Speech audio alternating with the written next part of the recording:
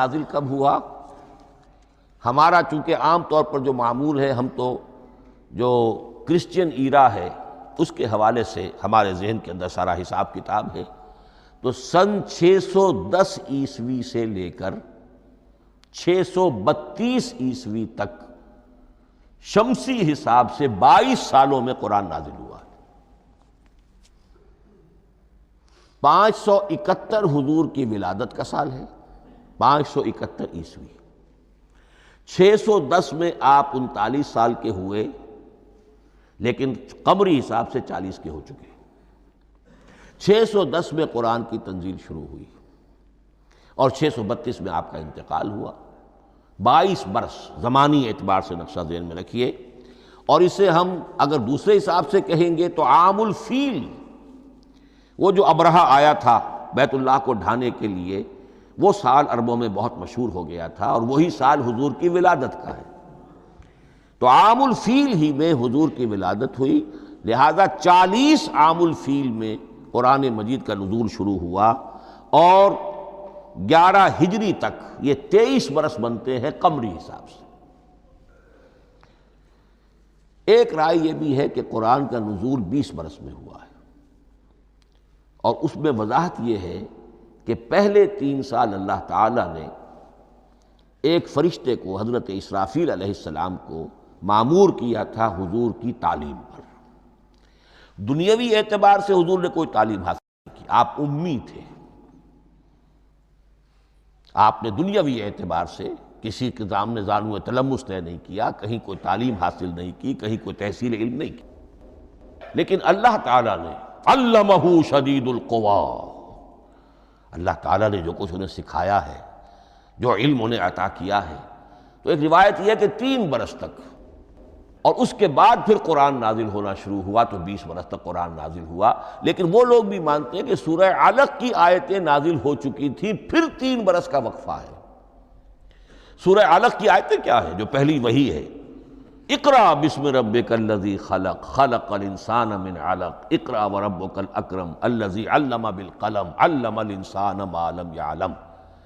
گویا کہ بسم اللہ ہو رہی ہے محمد الرسول اللہ صلی اللہ علیہ وسلم کی تعلیم کی، اور جن گھرانوں میں یہ رواج ابھی تک چل رہا ہو، بسم اللہ بچوں کی کراتے ہیں، ایک تقریب کی شکل میں منعقد کرتے ہیں، ہمارے ہاں یہ رواج تھا، اب ہم چھوڑ چکے ہیں، کہ جو تقریب بھی حضور کی اور صحابہ کی زندگیوں سے ثابت نہ ہو، ہمیں کوشش کرنی چاہیے کہ ان تقریبات کا سلسلہ منقطع کریں۔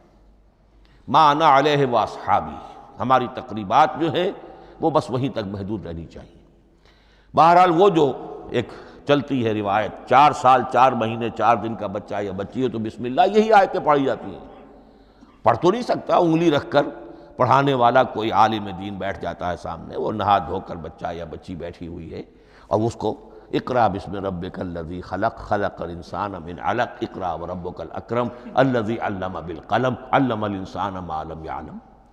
اب اس میں تو سارا پڑھنے پر زور ہے، حصول علم پر زور ہے، کسی تبلیغ کا حکم ہی نہیں، ابھی رسالت کا کوئی تذکرہ کچھ بھی نہیں، اس میں تو قیامت کا بھی کوئی ذکر نہیں۔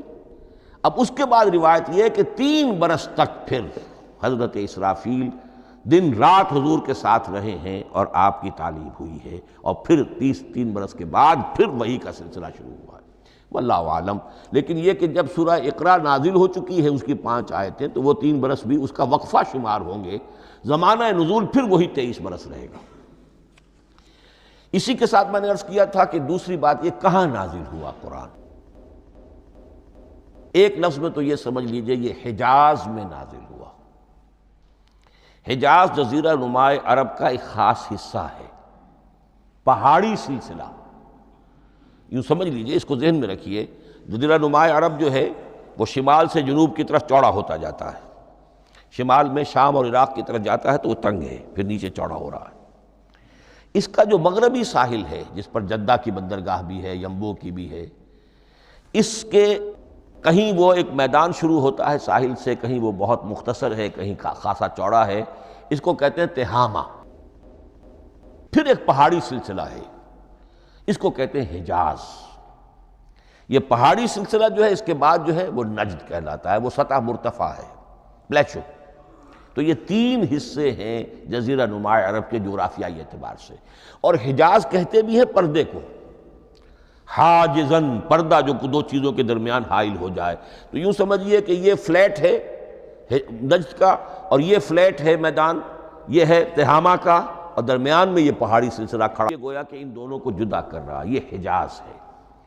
اس حجاز ہی کا شہر مکہ ہے، اس حجاز ہی کا شہر مدینہ ہے، اس حجاز ہی کا شہر طائف ہے، اس حجاز ہی کی آخری ٹپ سمجھ لیجئے تبوک ہے۔